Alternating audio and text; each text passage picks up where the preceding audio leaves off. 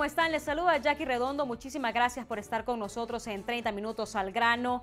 El pasado sábado se cumplieron 2 años de la muerte de una guerrera, de un ejemplo, de una heroína para nosotros los hondureños, Berta Cáceres.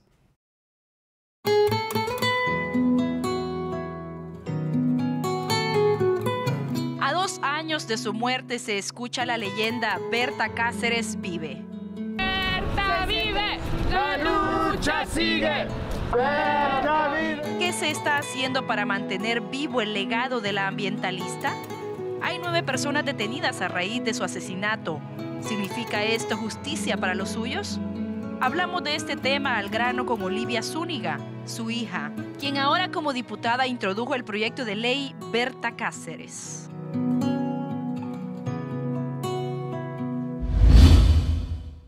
Olivia Zúñiga, muchísimas gracias por estar con nosotros. Gracias a ustedes. Gracias a ustedes por el espacio. Para mí en realidad es un privilegio y un honor estarles acompañando. Realmente Berta Cáceres vive.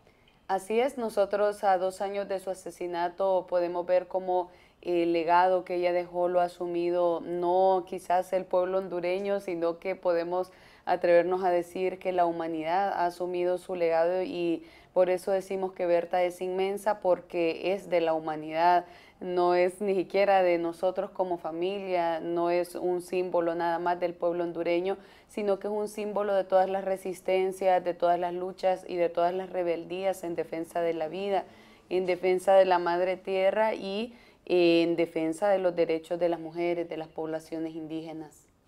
¿Cuál cree usted que es el legado que ha dejado Berta Cáceres, no solo a los hondureños, sino a la humanidad, como usted lo dice? Sí, yo creo que el legado de ella es muy grande, y creo que Berta fue una mujer muy avanzada a su tiempo, ¿verdad? Y a su realidad en este país, ¿verdad? Creo que la conocí profundamente toda mi vida y pude tener en ella un referente de fuerza, de seguridad, de dignidad también y de verdad, de justicia. Berta era una mujer coherente, una mujer muy coherente que lo que ella pensaba y decía también lo ponía en práctica en todos los espacios de su vida, ¿verdad? En su ámbito familiar, en el ámbito político, en su comunidad, en sus localidades.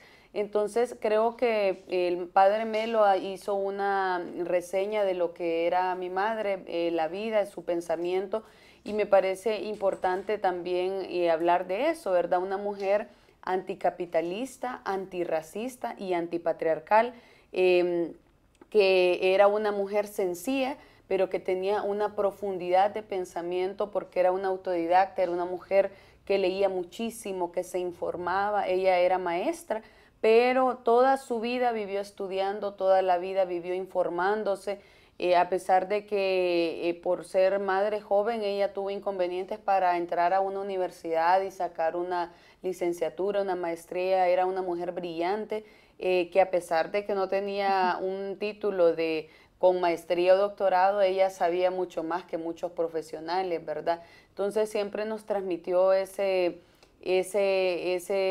o sea, no nos hizo creer que el mundo era pequeño, que Honduras o que nuestro pueblo, en el caso de La Esperanza Intibucá, era todo lo que era el mundo entero, sino que nunca nos empequeñeció el mundo. Entonces, pero además políticamente era una mujer que se oponía a las bases de ocupación militar norteamericanas, era una mujer antiimperialista, profundamente revolucionaria, ¿verdad? Que transformaba, que en cada espacio donde ella estaba, ese espacio tenía una transformación. Y a mí lo que me parece importante recalcar es que una mujer con mucho temple, con un carácter muy fuerte, siempre supo tener ternura, felicidad, siempre supo conservar y construir la alegría como una forma, decía ella, de venganza de todas las cosas terribles que nos toca sufrir como pueblo lenca, como pueblos indígenas, y toda la criminalización que ella sufrió, todas las campañas mediáticas de desprestigio y de criminalización, ¿verdad? Entonces, que hasta el fin, pues todas esas amenazas se hicieron realidad y le cegaron su vida, ¿verdad? Olivia, para las personas que nos están viendo, y más que todo para los jóvenes que no lograron conocer cuál fue la lucha de Berta Cáceres. Cuéntenos. Sí, ella fue una niña que, bueno, desde pequeña creo que un factor importante para la generación de su conciencia humana, de su conciencia social y política, fue el hecho de ser prácticamente la asistente de mi abuela, Austra Berta Flores, quien es partera, quien atendió más de 5,000 partos y se dedicaba a atender sin cobrarles ni un centavo a las mujeres indígenas lencas. En todo eso, quien le ayudaba era mi mamá. Mi mamá era la que le sostenía las candelas, porque en aquel entonces no había luz en La Esperanza, y le esterilizaba todos los instrumentos que utilizaban para los partos, y también como asistente, pasándole todo lo que mi abuela necesitaba. Entonces, ese contacto que ella tuvo con las mujeres lencas le ayudó a tener una gran conciencia de la discriminación y del racismo estructural e histórico que nuestro pueblo ha sido condenado, ¿verdad? Ella pudo descubrir cómo las mujeres, los niños y las niñas y los hombres también indígenas lencas eran discriminados, eran condenados a, bueno, a no tener derecho a la educación ni a la salud. La única mujer que le brindaba atención médica era mi abuela, ¿verdad? Y de todo el departamento, no solo del municipio de Intibucá. Entonces, eso le generó a ella una gran conciencia, una gran sensibilidad, pero también creo que ella nació diferente. Creo que desde que ella nació distinta. Era una niña que desde pequeña tenía grandes rasgos de lideresa. Ya en su juventud ella organizó frentes de lucha juveniles en defensa contra el servicio militar obligatorio, contra todas las dictaduras que sufría el pueblo hondureño en aquel momento. También eran el momento de conflictos armados más duros en Centroamérica. Y también ella se organizó como una internacionalista y fue combatiente del FMLN en El Salvador, de la Resistencia Nacional. Siendo una adolescente, siendo una jovencita, se fue y era guerrillera también. Pues eso tenemos que decirle, una mujer altamente humana, que le dolía ver también cómo nuestros pueblos estaban sufriendo todo el intervencionismo y ocupación norteamericana, y pues fortaleciendo dictaduras que les eran y les son funcionales a sus intereses geopolíticos y extractivistas. Luego ella fundó el COPIN cuando ya fueron los acuerdos de paz, y cuando fundó el COPIN ella empezó una lucha en la defensa de los bosques impresionante. ¿Usted cree que esa lucha que ella dio por defender el medio ambiente, por defender a las etnias, como usted lo dice, siga siendo respaldada? ¿Hay alguien que haga ese trabajo que hacía Berta Cáceres? Sí, yo creo que toda esa década de los 90 en la que ella vivió haciendo un trabajo político, porque todo eso es político, pues nosotros no podemos creer que esos son actos aislados porque le gustaban los árboles y porque le gustaba contemplar la naturaleza, ¿no? Ella entendía que el sistema capitalista, racista y patriarcal nos despoja de los bienes naturales comunes a los pueblos, y que eso no le importa que hayan derramamientos de sangre, no le importa asesinar a quien sea.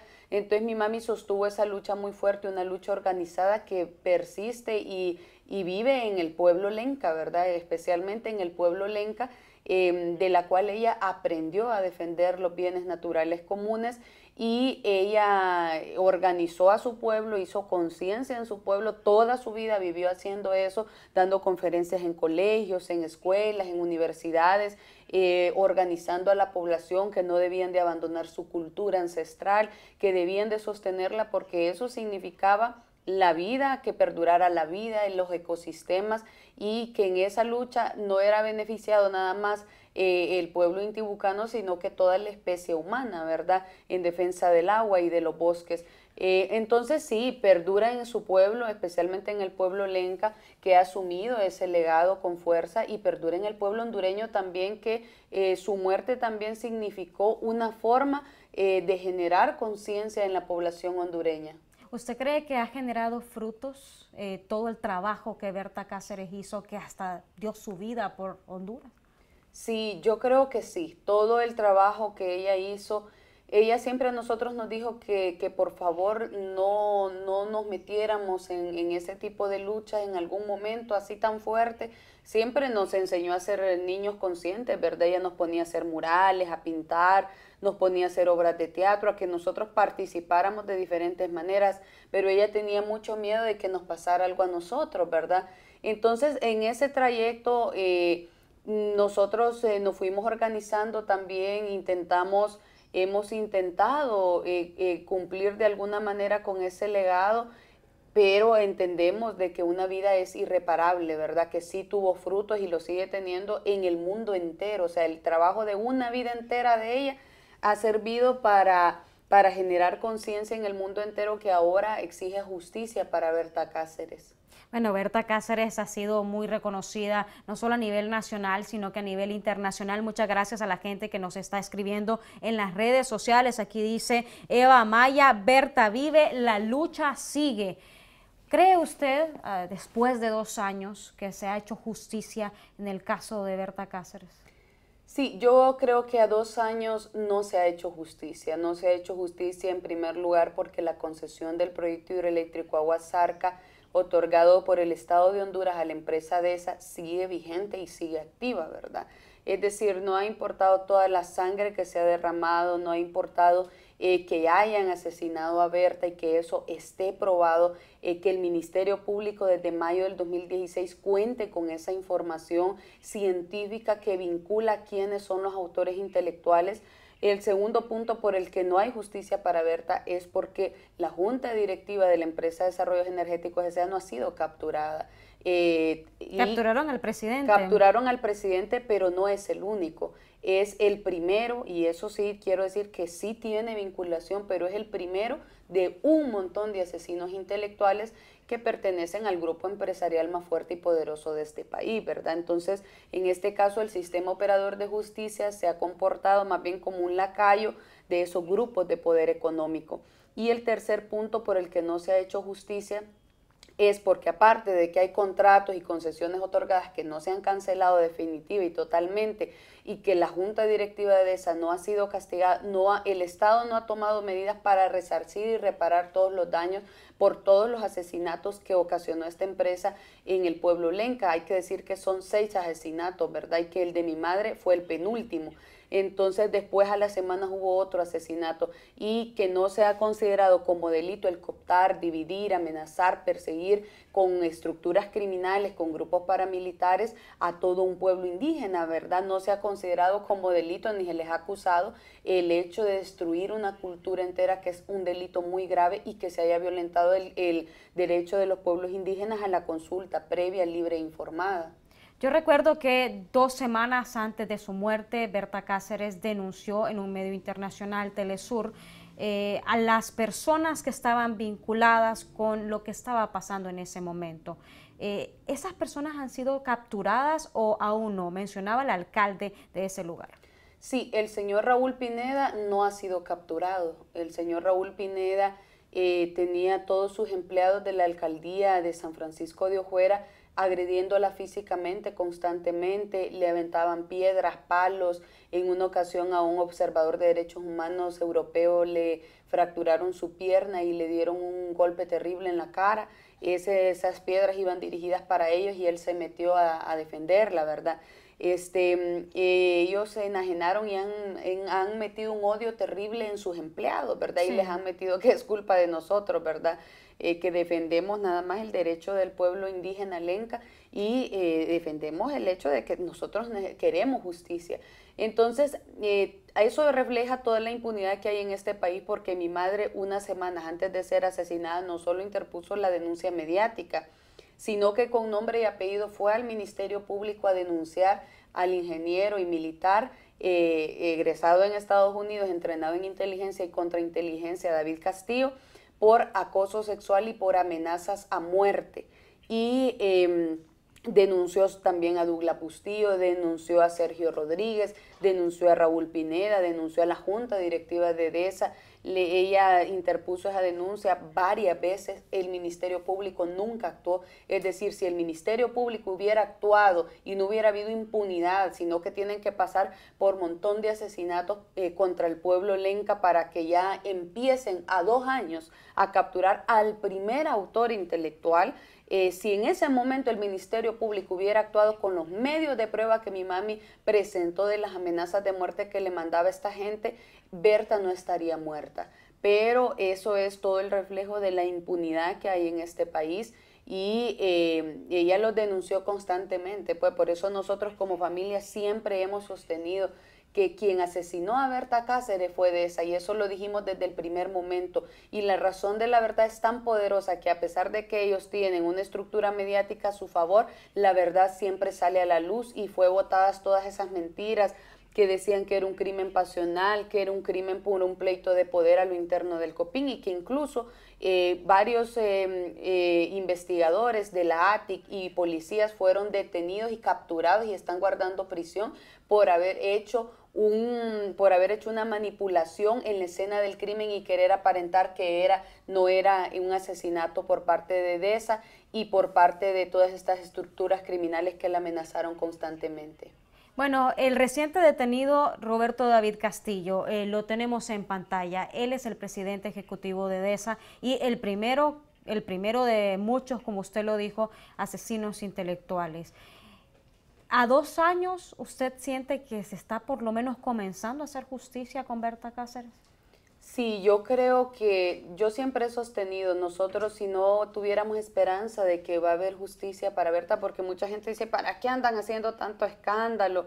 Sí, y especialmente las activistas del Partido Nacional que son beneficiados y que están vinculados a toda esta estructura criminal que asesinó a Berta y que asesina a los pueblos indígenas.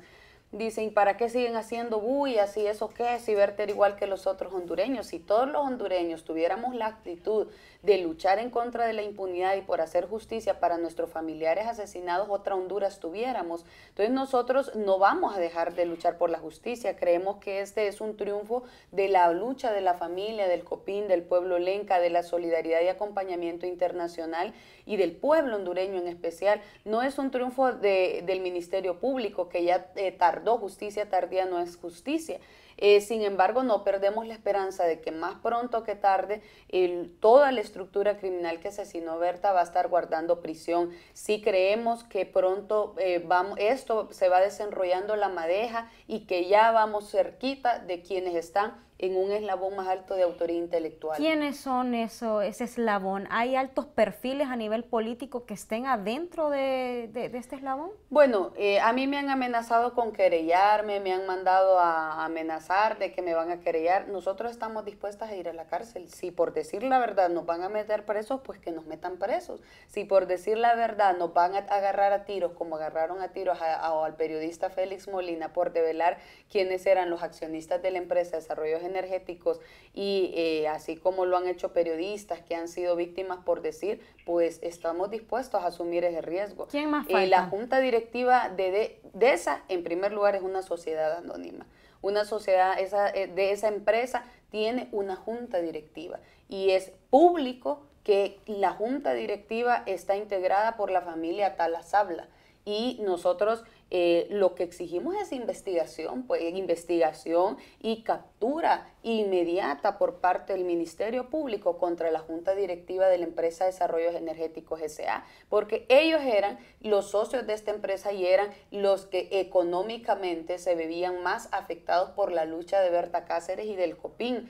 Eran intereses de más de 127 millones de lempiras la ganancia de este proyecto siendo ponderado, ¿verdad? Entonces eran miles de millones de lempiras anuales con los que se beneficiaba esta empresa. Entonces todo el mundo sabe y es de conocimiento público que quien integra la junta directiva y los socios, los principales accionistas de esta empresa es la familia Talasabla. Entonces queremos justicia, queremos que se le investigue y castigue. El GAIPE presentó pruebas contundentes contra los miembros de esta familia que son accionistas de esta empresa.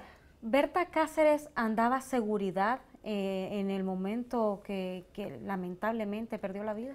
Sí, ella gozaba de medidas cautelares otorgadas por la Comisión Interamericana de Derechos Humanos, así como nos la han puesto a nosotros ahora, ¿verdad? Hemos tenido que pasar todo el proceso que ella pasó en vida antes de ser asesinada en este país, donde impera la corrupción y donde impera la injusticia, el soborno, el tráfico de influencias.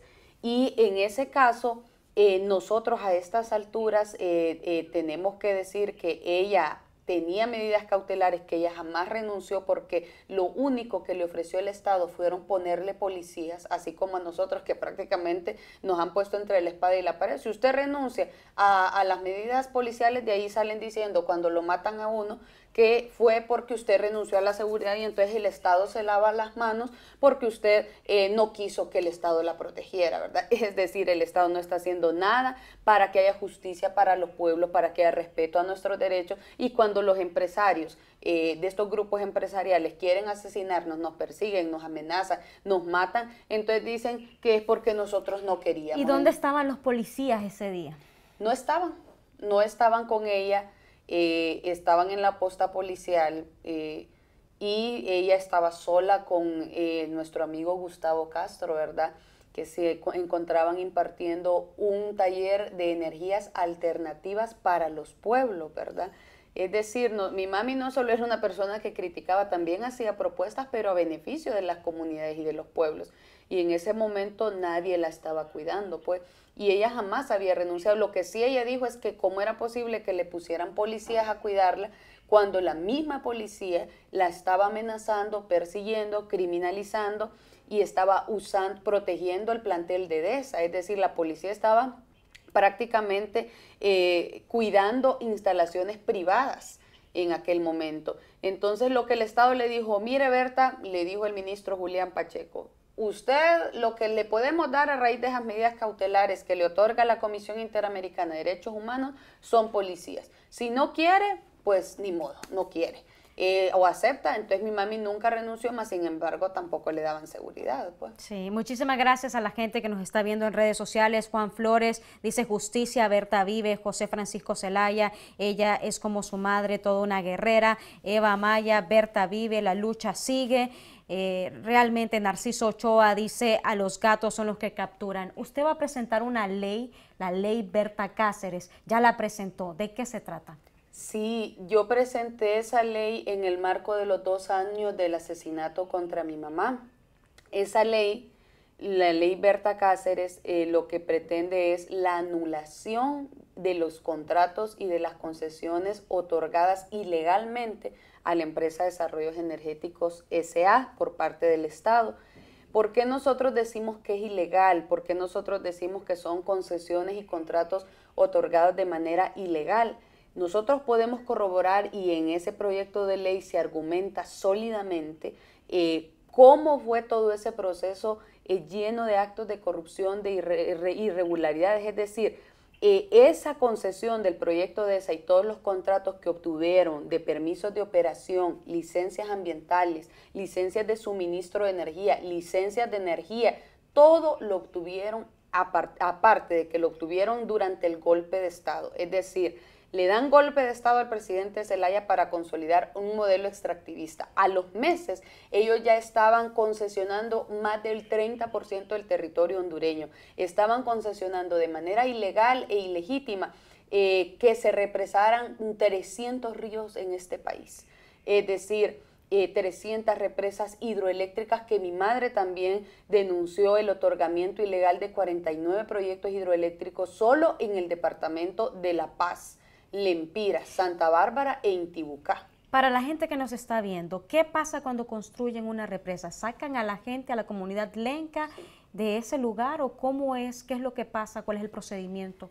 El hecho no solo es del daño ambiental y al ecosistema y a las culturas que ocasiona estos proyectos hidroeléctricos, propiedad no de las comunidades, sino que de los empresarios de la banca nacional y de la banca internacional y de las transnacionales.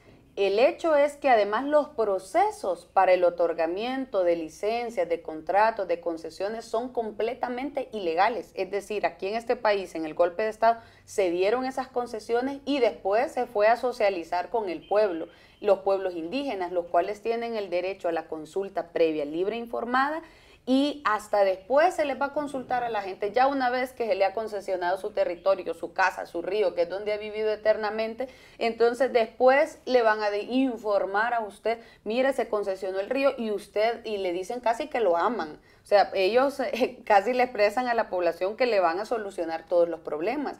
Está comprobado, nosotros pudimos comprobar técnicamente la farsa de estas empresas que dicen que eso genera empleos. Genera más empleos otros rubros, el rubro de la albañilería, los rubros de producción agrícola, otras cosas. No es cierto que las represas producen un impacto ambiental, pero aparte lo ilegal y lo terrible de cómo obtienen todos esos permisos. Y eso fue lo que pasó con DESA. DESA es producto, esas concesiones y esas licencias son producto de la corrupción imperante, de la impunidad en este país, del asalto y del enquistamiento de estas estructuras criminales empresariales en el Estado para avalar desde ahí sus actos ilícitos. Bueno, en 30 segundos, ¿usted cree que va a tener apoyo por parte del Congreso Nacional para que se apruebe la ley Berta Cáceres?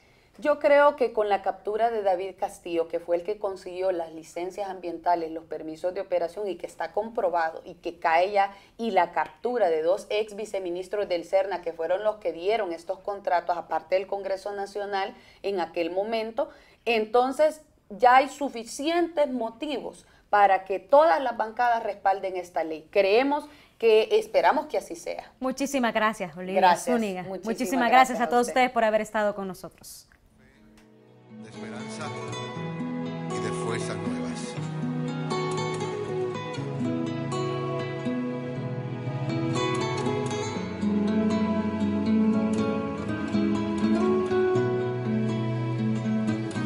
No me digas adiós, sino hasta luego. Dios determinó que en el cielo estoy mejor. No me digas adiós. Luego tuve que partir.